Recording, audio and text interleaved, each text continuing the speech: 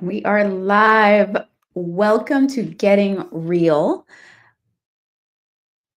I'm your host, Monick Halm, and this month is April, which is Financial Literacy Month. I'm a money nerd, so I love Financial Literacy Month. And all month, we are going to be talking about different aspects of financial literacy. And today is really about getting honest, grounded, and powerfully clear. We're going to talk about getting clear about your numbers, especially your net worth, because if you want to create a life of freedom, a life of peace, a life of abundance, you have to start with the truth. You have to start with where you are, and you have to start with clarity. So today's episode is your net worth, reclaiming power through financial clarity. So let's begin. Let's get into this. And at the end of this episode, I'm going to give you a free gift. There's a written tool and an AI tool I've created for you, and I'm also going, I want to share some painful lessons. Right, this is part of getting real. Just like here it is, good, bad, and ugly. And so I need to tell you about like my ugly when it came to money. So for a long time, I was a complete avoider when it came to money. I just did not want to face it, did not want to deal with it.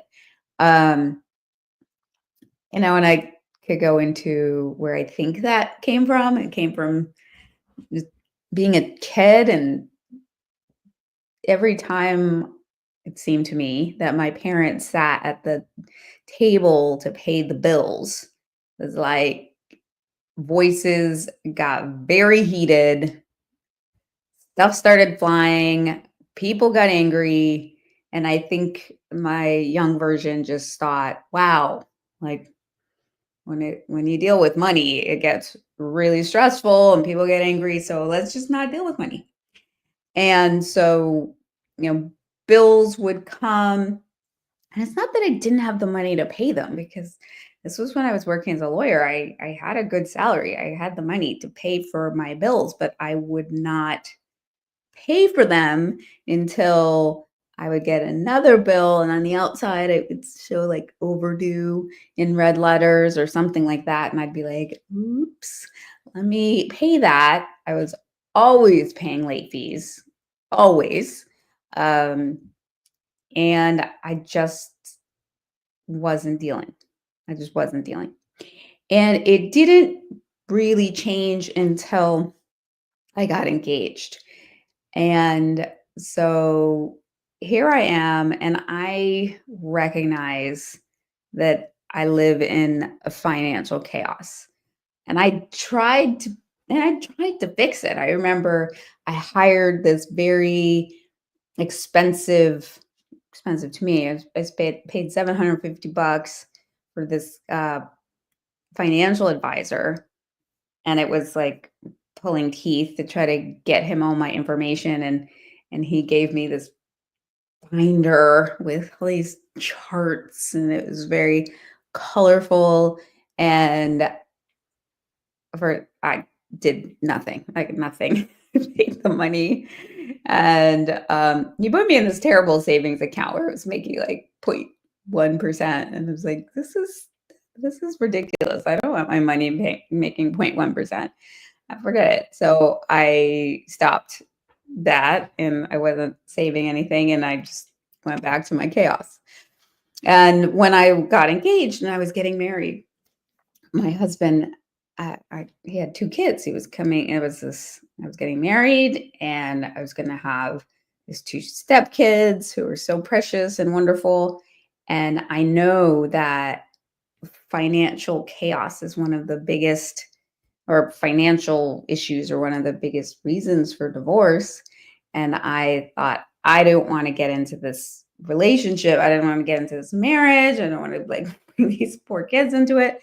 if I have this chaos. So I have to figure this out. I can't go into this marriage totally avoiding what was happening. So I took the steps to like be in clarity, pay attention. My husband Peter definitely helped because he's not an avoider. And so we just started to build this clarity. Um, and that's made a very big difference. So you may or may not be an avoider. You may not be hiding from your bills or avoiding them until they're overdue or not wanting to deal with money or not, but maybe you're avoiding something else. Maybe it's looking at your bank account. Maybe it is looking at your credit score. Maybe it's how much you're spending. If there's any of that for you where you are not allowing yourself to be in clarity around your numbers, then this is the episode for you. Let's talk about why this matters, especially now. Here's the thing, you cannot transform what you're not willing to look at. You cannot manage what you don't measure. And during this financial literacy month, we're being called to do more than just read a money book or set a budget. I believe that we're all being called to reconnect with our power. So knowing your numbers isn't just practical, it's purposeful. It's opening a doorway to choice, to your sovereignty. So Simon Sinek has said people don't buy what you do, they buy why you do it. So what's your why when it comes to money? Because when your finances align with your vision, that's when you stop surviving and you start thriving. When you can choose from this place of clarity and knowledge, then that's when you are in your power. So we're going to talk about net worth. So I want to define that for you. Talk about the benefits of knowing your net worth on a very practical money level, as well as on a very deep, real soul level. So net worth is essentially what you own minus what you owe. It's your assets minus your liabilities. Or your assets are things like cash in the bank, your investments, real estate, retirement accounts, your businesses, cars, um, jewelry, things like that. Things that have value, right? So those are your assets. Then, and this we're talking in a net worth conversation. I've had a different conversation about thinking of an asset as something that puts money in your pocket every month, like cash flowing real estate versus the house that you own and aren't making money with, but are paying money out. Or for purposes here, the house that you own and live in, that's considered an asset. Um, and even things that aren't cash flowing or making you money, like a wedding ring or something like that, that's considered an asset for our purposes here, right? So those are the things you own. The liabilities are your debts, what you owe. So it could be credit cards, loans, mortgages and loans, student loans, personal loans, um, any home loans, any property loans, anything you owe, even you owe your brother, you borrowed 10,000 from him and you owe him. Anything you owe, that's a liability. So take your assets, the value of what you own, subtract what you owe. That is your net worth. It's simple, right? It's pretty simple math, right? Addition, subtraction. And it's really important to note, right, that this net worth is a snapshot. It's just a photo of where you are right now. It is not determinant of who you were or who you'll be. It's just today, right? And our goal, hopefully, is to help you grow your net worth over time, right? So we want your net worth to grow. I'm particularly interested, really, really committed to helping women grow their net worth because there is this really terrible gender net worth gap in the United States. So for every dollar of net worth that a single man has, a single woman only has 32 cents. Even when you're talking about family household, a male for every dollar that a male-led household has, a female-led household only has 55 cents. And the numbers get way worse when you bring in race. So for every dollar of net worth that a single white man has, a single black or Latina has less than 1 penny. So it is atrocious. And my goal is to help women narrow that gap, increase your net worth. And you might be doing your net worth numbers, what you own minus what you owe, and it might be negative. When I first started working as a lawyer, I had a negative net worth because even though I had a good income, I was making six-figure income, but I had 6 figures of student loans. I did not own any property. I was renting an apartment. I had a fancy car that had a car loan, so I owed on my car. Some more, but I owed on my car, owed on these student loans, and I didn't really have assets. So I was negative. And you might do your numbers and realize that you have a negative net worth too. And this is, again, just a snapshot of where you are today. And that information is power. So let's talk about some of the external benefits of knowing your net worth. Right? So this is like real world, why it matters to know your net worth. This is what it unlocks. It unlocks you being able to make smarter decisions because you know what's working and what's not, especially as you look at your net worth over time. It helps you with getting loans and credit readiness. If you're trying to get real estate, often people are going to ask about your net worth, right? What do you own? What do you owe? So they'll all that information will be requested and required. Knowing your net worth also can give you confidence in business and negotiation because you show up with certainty and clarity. It helps you track your progress, like your life CEO, like you're the CEO of your life. You want to watch your growth. You want to see what's going on with yourself financially. It helps you to spot financial leaks and hidden opportunities. You can gain awareness and that saves you and earns you money by having that clarity around your net worth. And it helps with readiness to invest. So most many real estate investors, advisors will want to know your net worth. It is a foundational metric of financial literacy. You need to know where you're at. And it's also, it's a spiritual practice, I believe, as well, to just know where you're at, to be able to face those numbers. And so it is smart and it's a spiritual practice.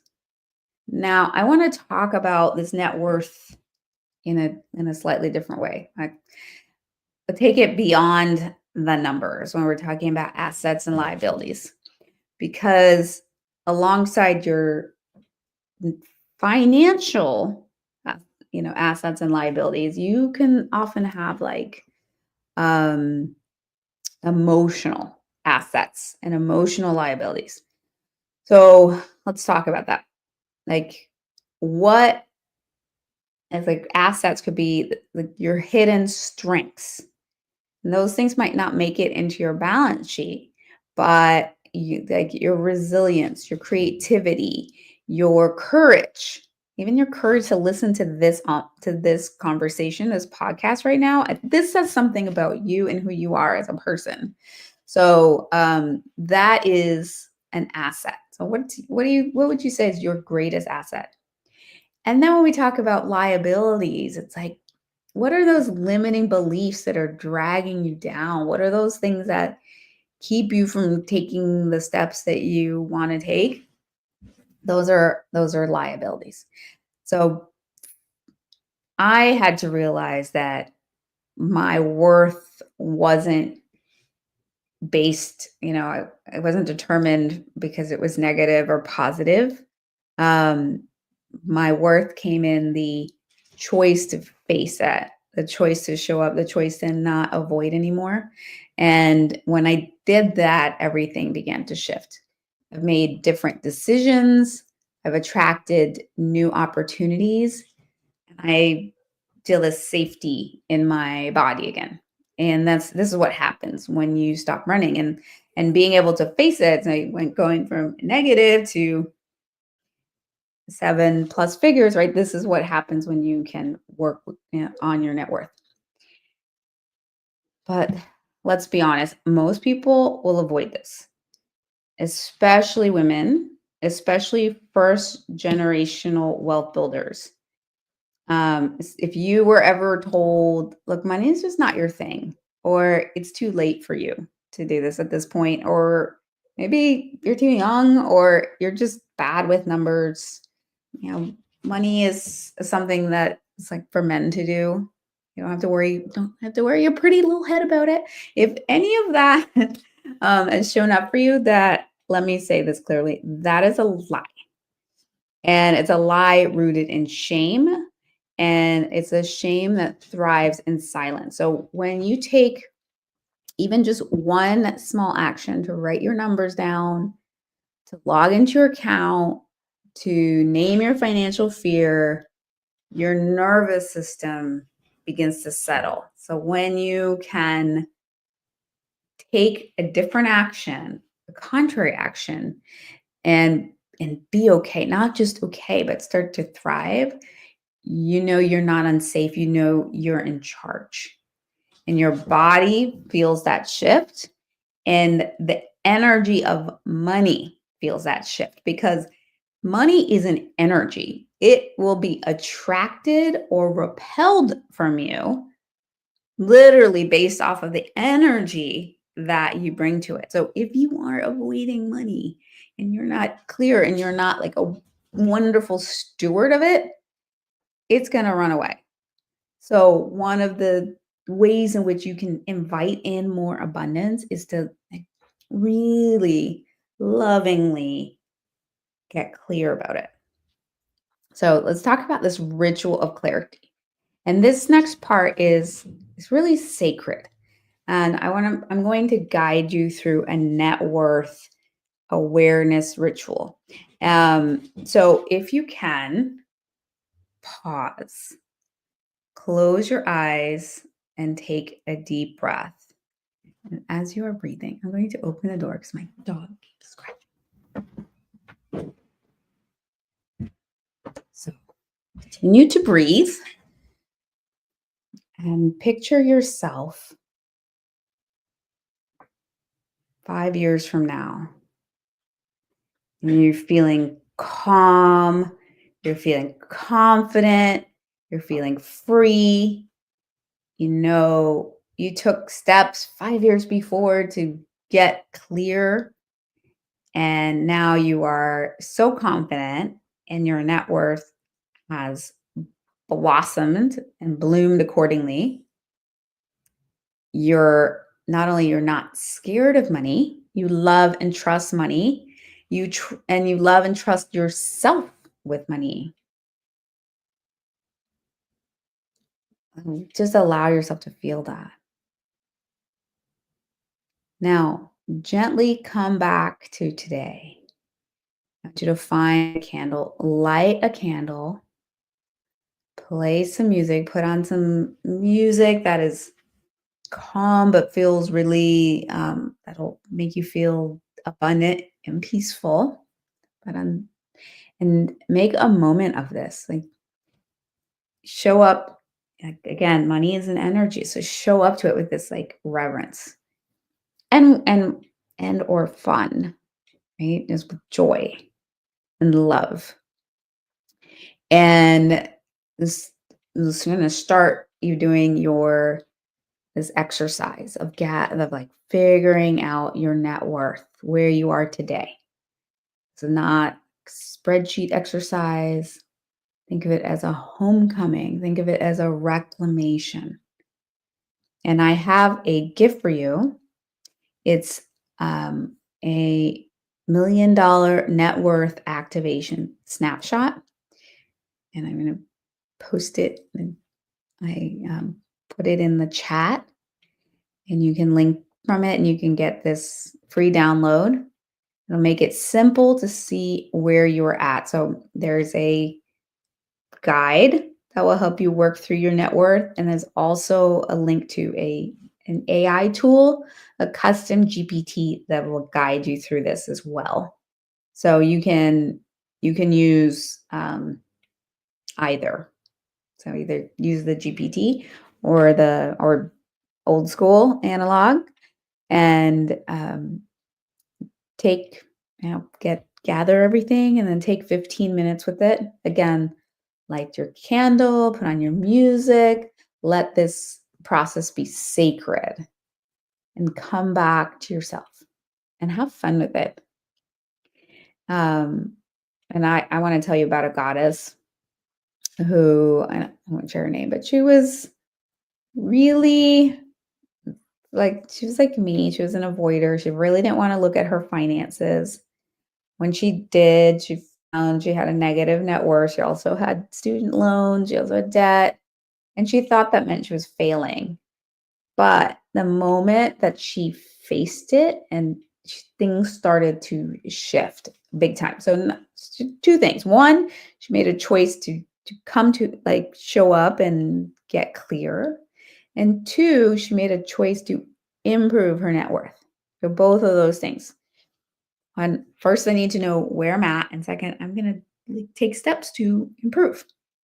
So she did that and asked for help. She worked on refinancing debt and investing, because you can still invest even if you don't have, there's a negative net worth. There's more to it. It matters about your income and other resources. And there are a lot of ways of funding and financing deals. So she was able to acquire some real estate, which flipped that number firmly into the positive. And so she shifted her mindset. She shifted her net worth. And she shifted her identity as somebody who shows up to money, who's responsible, and who can handle things. And she trusts herself. So that's what happens when you stop hiding from your truth, when you start honoring your truth and you start getting into clarity. So and so this is what you want to do. And there's this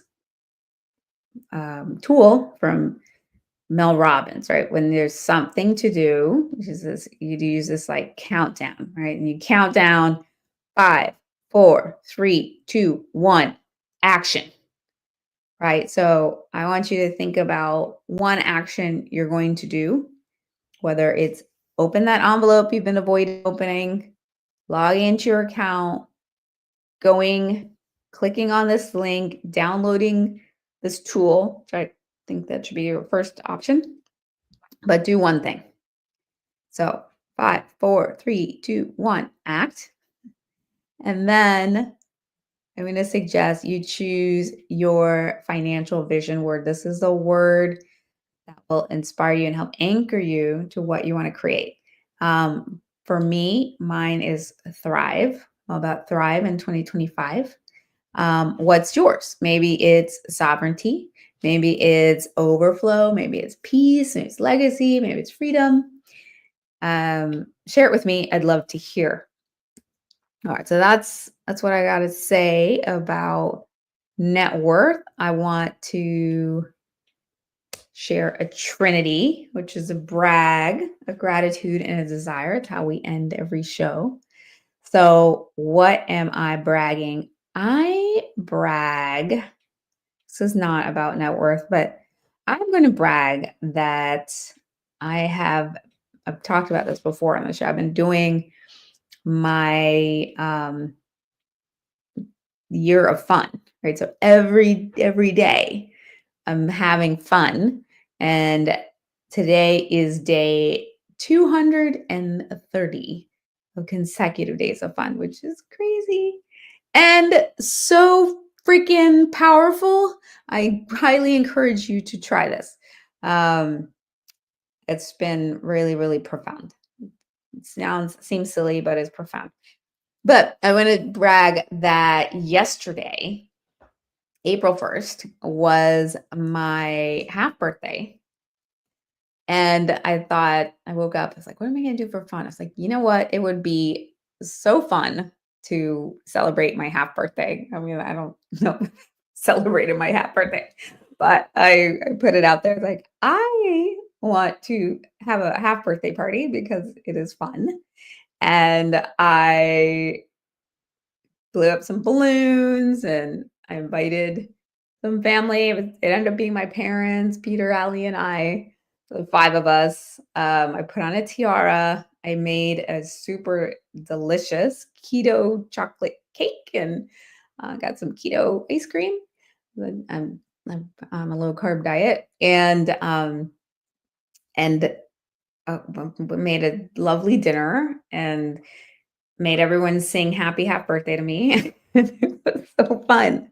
So I brag just the fun and celebration and bringing others along with me.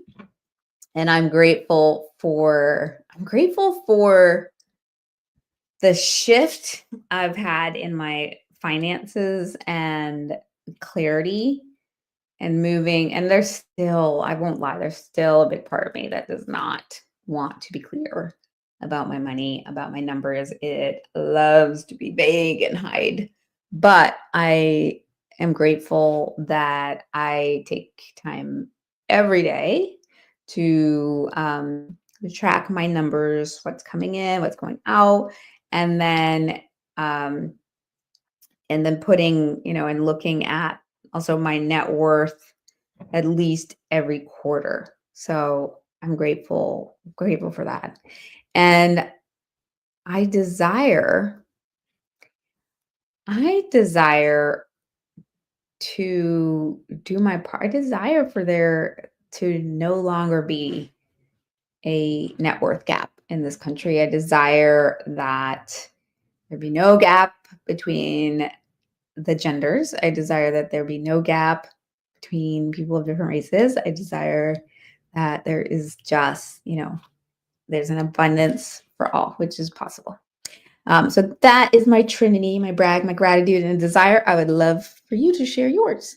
Put it in the chat and comment and let me know or email me. I read all your emails. And remember this as we wrap up today, that your net worth is a really important data point.